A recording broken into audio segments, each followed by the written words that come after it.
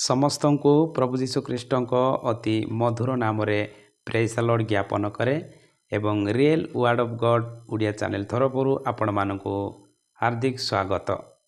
ଏବଂ ଆସନ୍ତୁ ପ୍ରିୟମାନେ, ଆଜି ଆମମାନେ ଏକ ଖ୍ରୀଷ୍ଟୀୟ ଜୀବନ କି ପ୍ରକାର ଆମମାନେ ଯାପନ କରିବା ସେ ସମ୍ବନ୍ଧରେ ଆମମାନେ ଧର୍ମଶାସ୍ତ୍ର ବାଇବଲରୁ ଅଧ୍ୟୟନ କରିବା।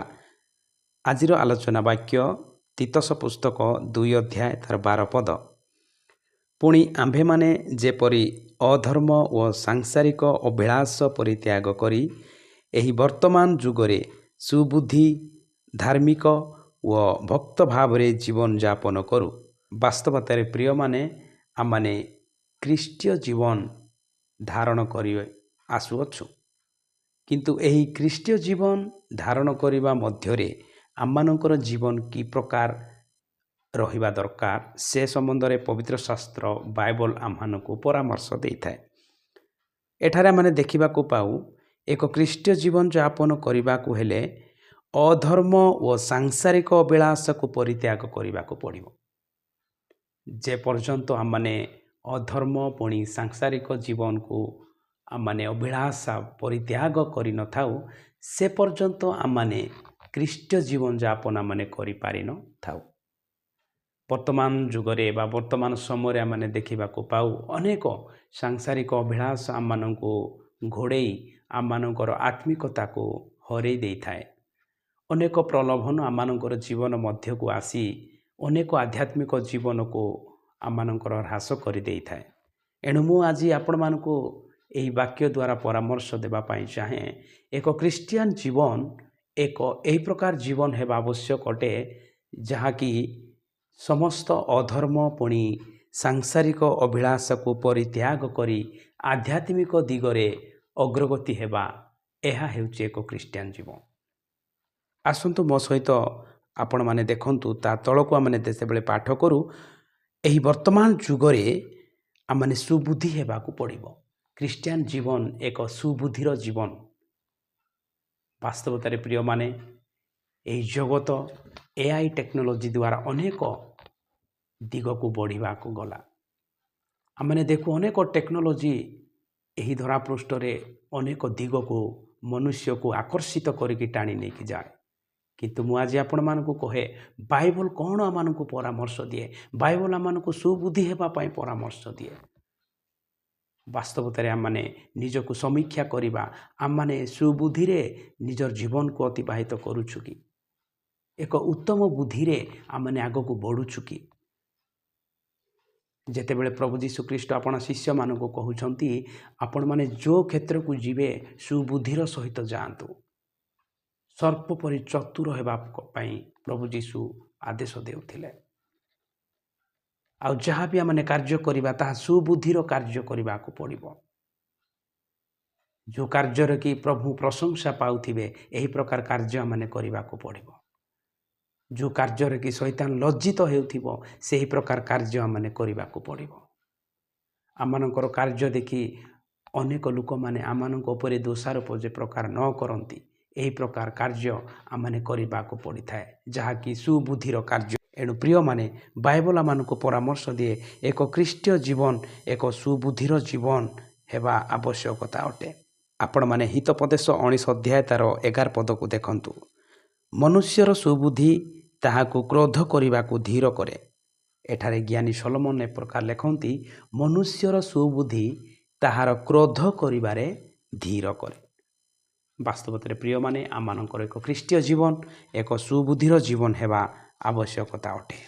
ଯେତେବେଳେ 12 ଅଧ୍ୟାୟ ତାର 8 ପଦକୁ ପାଠ କରୁ, ସେଠାରେ ଏ ପ୍ରକାର ଲେଖନ୍ତି ଜ୍ଞାନୀ ସଲୋମନ, ମନୁଷ୍ୟ ଆପଣା ସୁବୁଦ୍ଧି ଅନୁସାରେ ପ୍ରଶଂସା ପାଇବ। ଯେତେବେଳେ ମନୁଷ୍ୟ ସୁବୁଦ୍ଧିର ଜୀବନ ଅତିବାହିତ କରେ, ସେ ପରମେଶ୍ୱରଙ୍କର ଦୃଷ୍ଟିରେ ପ୍ରଶଂସା ପାଇବ। ହାଲେଲୁୟା। ଏଣୁ ମୁଁ ଆଜି ଆପଣମାନଙ୍କୁ କହିବା ପାଇଁ ଚାହେଁ, ଆମମାନେ ସୁବୁଦ୍ଧିର ସହିତ ଏହି ଅନ୍ତିମ ଯୁଗରେ ଜୀବନଯାପନ କରିବା ଆବଶ୍ୟକତା ଅଟେ। ଖ୍ରୀଷ୍ଟୀୟ ଜୀବନ ଏକ ସୁବୁଦ୍ଧିର ଜୀବନ ହେବା ଆବଶ୍ୟକତା ଅଟେ। ଆଜି ସୁବୁଦ୍ଧି ନଥିବା ସକାଶୁ ଆଜିକାଲି ଯୁବପିଢ଼ି ଅନେକ ଭ୍ରଷ୍ଟ ଜୀବନରେ ସେମାନେ ଅତିବାହିତ କରୁଛନ୍ତି। ସେମାନଙ୍କର ଲକ୍ଷ୍ୟବିହୀନ ଜୀବନରେ ଅତିବାହିତ କରୁଛନ୍ତି। ଏଣୁ ମୁଁ ଆଜି ଆପଣମାନଙ୍କୁ ପରାମର୍ଶ ଦିଏ, ଆମ୍ଭେମାନେ ସମସ୍ତେ ଏକ ସୁବୁଦ୍ଧିର ଜୀବନ ଅତିବାହିତ କରିବା।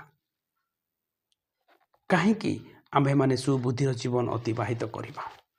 ଯେତେବେଳେ ଆମେ ପିତର ପୁସ୍ତକ ଆମେ ପାଠ କରିବା, ଏଠାରେ ପିତର ଏହି ପ୍ରକାର ପରାମର୍ଶ ଦିଅନ୍ତି।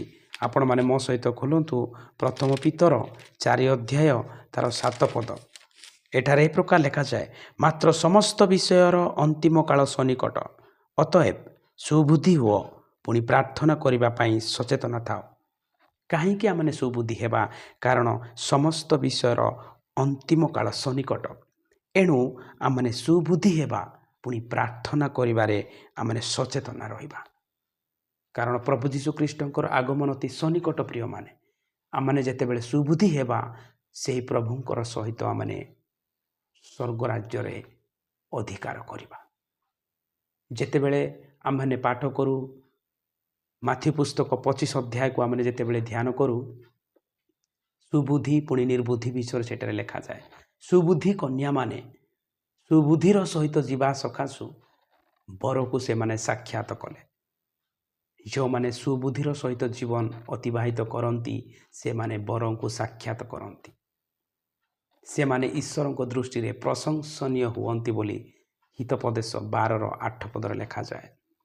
ଏଣୁ ମୁଁ ଆପଣମାନଙ୍କୁ ପରାମର୍ଶ ଦିଏ, ଏକ ଖ୍ରୀଷ୍ଟିଆନ ଜୀବନ ଏକ ସୁବୁଦ୍ଧିର ଜୀବନ ହେବା ଆବଶ୍ୟକତା ଅଟେ।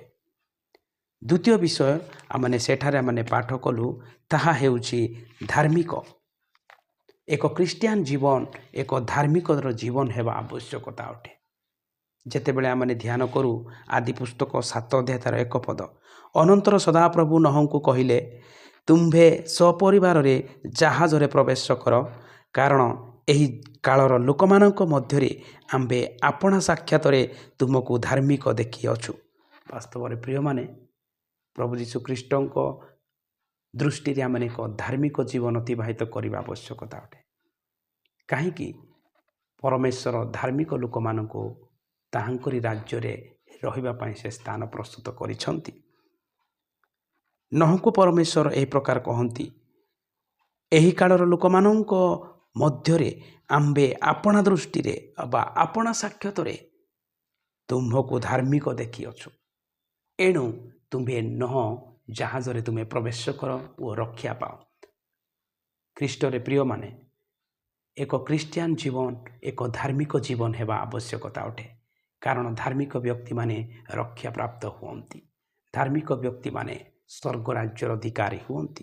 ଯେତେବେଳେ ଆମେ ପୁଣି ଧ୍ୟାନ କରୁ, ଏଠାରେ ତୃତୀୟ ବିଷୟକୁ ଆମେ ଦେଖିବାକୁ ପାଉ, ଭକ୍ତ ଭାବରେ ଜୀବନଯାପନ କର। ଈଶ୍ୱରଙ୍କୁ ଭକ୍ତି କରିବା। ଭକ୍ତ ଏହାକୁ କୁହାଯାଏ, ଯେଉଁମାନେ ଈଶ୍ୱରଙ୍କୁ ଭକ୍ତି କରନ୍ତି ତାହାଙ୍କୁ ଭକ୍ତ ବୋଲି କୁହାଯାଏ। ଖ୍ରୀଷ୍ଟିଆନ ଜୀବନ ଏକ ଭକ୍ତ ଜୀବନ ହେବା ଆବଶ୍ୟକତା ଅଟେ। ଯେତେବେଳେ ଆମେ ପ୍ରେରିତ ପୁସ୍ତକ 10 ଅଧ୍ୟାୟକୁ ଆମେ ପାଠ କରୁ, ଏଠାରେ ଆମେ ଏକ ପରିବାର ବିଷୟରେ ଆମେ ଦେଖିବାକୁ ପାଇଥାଉ। କାଇସରିଆ ନଗରରେ କର୍ଣ୍ଣିୟସ୍ ନାମକ ଜଣେ ବ୍ୟକ୍ତି ଥିଲେ। ସେ ଇତାଲିୟ ନାମକ ସୈନ୍ୟ ଦଳର ଜଣେ ସତ୍ ସେନାପତି ଥିଲେ। ସେ ଜଣେ ଭକ୍ତ। ବାସ୍ତବତାରେ ଯେଉଁମାନେ ଈଶ୍ୱରଙ୍କୁ ଭକ୍ତି କରନ୍ତି ତାହାଙ୍କୁ ଭକ୍ତ ବୋଲି କୁହାଯାଏ। ଏକ ଖ୍ରୀଷ୍ଟୀୟ ଜୀବନ ଏକ ଈଶ୍ୱରୀୟ ଭକ୍ତ ହେବା ଆବଶ୍ୟକତା ଅଟେ। ଏକ ଖ୍ରୀଷ୍ଟିଆନ ଜୀବନ ଈଶ୍ୱର ଭକ୍ତି ଜୀବନ ହେବା ଆବଶ୍ୟକତା ଅଟେ। କାରଣ ଏଠାରେ କର୍ଣ୍ଣେଲିୟସ୍ ଜଣେ ବ୍ୟକ୍ତି, ସେ ଈଶ୍ୱର ଭକ୍ତ ଥିଲେ ଏବଂ ତାଙ୍କର ସପରିବାର ଈଶ୍ୱରଙ୍କୁ ଭୟ କରୁଥିଲେ ଏବଂ ଲୋକମାନଙ୍କୁ ବହୁତ ଦାନ ଦେଉଥିଲେ, ଆଉ ସର୍ବଦା ଈଶ୍ୱରଙ୍କ ଛାମୁରେ ପ୍ରାର୍ଥନା କରୁଥିଲେ। ଆଜି ଆମେ ତିତସ 2 ଅଧ୍ୟାୟ ତାର 12 ପଦରେ ଆମେ ଧ୍ୟାନ କଲୁ, ଏକ ଖ୍ରୀଷ୍ଟିଆନ ଜୀବନ ଅଧର୍ମ ଓ ସାଂସାରିକ ବିଳାସକୁ ପରିତ୍ୟାଗ କରିଥିବା ଏକ ଜୀବନ ଅଟେ। ଏକ ଖ୍ରୀଷ୍ଟିଆନ ଜୀବନ ସୁବୁଦ୍ଧିର ଜୀବନ ହେବା ଆବଶ୍ୟକତା ଅଟେ। ଏକ ଖ୍ରୀଷ୍ଟିଆନ ଜୀବନ ଧାର୍ମିକ ଜୀବନ ହେବା ଆବଶ୍ୟକତା ଅଟେ। ଏକ ଖ୍ରୀଷ୍ଟିଆନ ଜୀବନ ଈଶ୍ୱର ଭକ୍ତ ଜୀବନ ହେବା ଆବଶ୍ୟକତା ଅଟେ। ଏଣୁ ଆସନ୍ତୁ ପ୍ରିୟମାନେ, ଏହି ଯୁଗାନ୍ତ ସମୟରେ ଆମମାନଙ୍କର ଖ୍ରୀଷ୍ଟିଆନ ଜୀବନକୁ ଆମେ ସମୀକ୍ଷା କରିବା। ବାସ୍ତବରେ ମୋହର ଖ୍ରୀଷ୍ଟିଆନ ଜୀବନ ଅଧର୍ମ ଓ ସାଂସାରିକ ବିଳାସକୁ ପରିତ୍ୟାଗ କରିଅଛି କି? ବାସ୍ତବରେ ମୋହର ଖ୍ରୀଷ୍ଟିଆନ ଜୀବନ ସୁବୁଦ୍ଧିର ସହିତ ଆଗକୁ ଗଡ଼ୁଛି କି? ବାସ୍ତବରେ ମୋହର ଖ୍ରୀଷ୍ଟିଆନ ଜୀବନ ଧାର୍ମିକତାର ସହ ଆଗକୁ ବଢ଼ୁଛି କି?